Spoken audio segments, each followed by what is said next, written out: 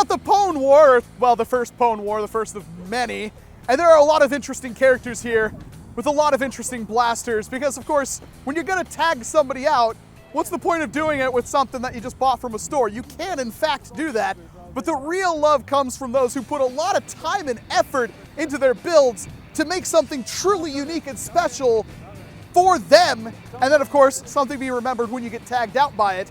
This is SF, and he's made an absolutely beautiful rapid strike slash hyper frickin' fire. I can't even remember the Hyperfire. I used 2 of them. It's really pretty. It is very pretty.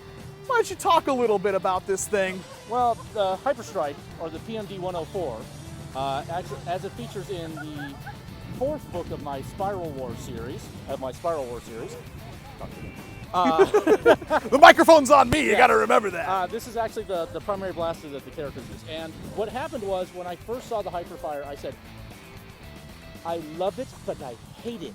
Because I loved the back end. I loved this stock. I loved the thumb hold stock. I just said it looked beautiful. I hated the front end. But I love the front end of the front end of the Rapidstrike. So I said, when I find a Hyperfire, I am going to merge them. And you did find one through the glory of shopgoodwill.com. I lucked out and I won it because I distracted everybody else online saying, oh, look at this over here, it's shiny. And I got this for a very good deal. As soon as it came in, I showed it to the boys and I'm like, you know, I'm gonna wait on working on this. I have other things I need to work on in the meantime. And I went ahead and did it. I was very happy that I did it. And it came out beautifully. There are some little cosmetic things that Oh, it builds character. Yeah, but I absolutely love her. She's running 130s, both flywheel cages. What? Dual flywheel cages running 130s. I've seen this thing being built. He's played with it all day, and yet the news of it actually having an Afterburner setup is brand new to me. Yes. It's actually running on dual circuits as well. I have the 6 volts coming out of the back, 6 volts coming out of the front. The 6 volt setup in the back also powers the pusher on a separate circuit, and the front circuit powers the light, which never wants to cooperate. It doesn't want to. Oh, there you go. There we go. It's strobing. All that's wired up to the actual batteries inside there. And then the 2 circuits work together to power the motors, which are running on 12 volts combined.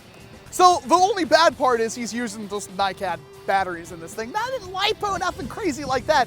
So the performance, it's got potential, that's for sure.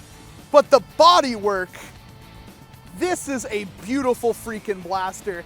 He has a passion for his sci-fi stuff. He's a sci-fi writer, and like you said, you can find his books. So he has a whole reason to do stuff like this, which is kind of different than anything else I've ever seen in the hobby. I just build stuff because it looks cool. He's building stuff because he writes about it. That makes a lot of sense in my book. Yep. And this thing is, if I may hold it, yeah, I don't think I've held it yet at all. Lots of weight in the back because of course there's a lot of battery power back there, but it is very pointable. And that's, I know a lot of people don't understand that, but when a blaster's very well weighted, has a good, just enough barrel room on it, it makes it super fun to point at stuff. You can easily see where you're aiming and stuff like that. The cheek rest he used from the freaking Rapidstrike, perfect position. It's a little, I'm short and stubby, he's not, but even in that, oh, no, I can do it, just barely. And the paint job, that's what got me the most. I was asking him what paint he used because I've done a lot of paint jobs and all my paint jobs seem to turn out terribly. He's like, oh, it's just Rust-Oleum black and then like a Rust-Oleum clear coat. It looks beautiful in my opinion. It looks very sci-fi-esque. And it's just one flat color with some orange, and then it's amazing how well that turned out. Yeah, I actually was very pleased with how it turned out. It was a gunmetal, and then there was actually a silver for some of the other highlights that didn't show up as well as I would have liked.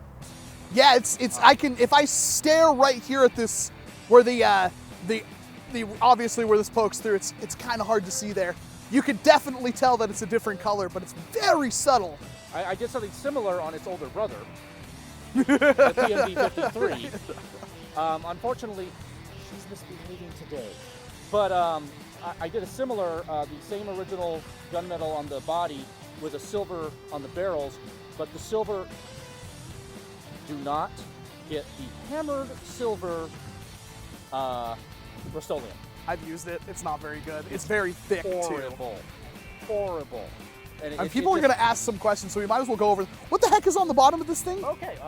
Just really quick. I mean, that was the main point, but now you're showing this thing off. I mean, as well. We got the PMD-104. This was one of my earlier mods, and this is the PMD-53. Sorry, and this is the older brother. And the underside on this is a Recon with the Recon slide, just to give it a cleaner line. So does this actually fire? This does not fire. Ah, okay. Yet. An XBZ in the future? Next model will. This one will be retired. This is very well done. I hope like Mr. Nathan's watching this, because this is good food for thought here. I've never seen something like that before. It looks beautiful. And that was the entire reason I did it. I looked at it and I said, they match. And I said, if I can match it in nicely, it'll look really good. Unfortunately, this was very early in my modding, so it didn't come out quite as well as I would have liked. Next version of this may go away in favor of a Rapidstrike or a Modulus. Oh, now you're just speaking crazy words.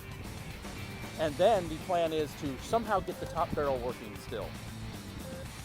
Either with retaining the original drivetrain, which may not happen, depends on what I put in, or we may have a Raven in the back.